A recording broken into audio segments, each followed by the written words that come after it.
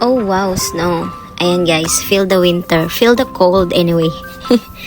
Grabe maglabas ng snow ngayon. Talagang bumabawi si snow sa ilang months na konti lang ang ibinagsak ni snow.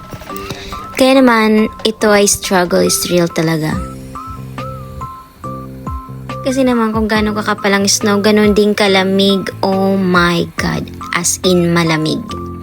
Anyways, pauwi na nga pala ako galing work pero di pa tayo makakaalis niyan. Sa lagay na yan, ayan, tingnan niyo yung car ko. Punong-puno ng snow. Kailangan natin tanggalin ang mga snow na yan kasi mahirap makita at frozen pa yung front view natin. Tsaka delikado i-drive yan. Ayan, script. Ganyan siya kakapal guys. Tingnan mo naman yung car ko. Frozen na frozen. Ayan guys, dito sa Canada kailangan talaga i-clear up.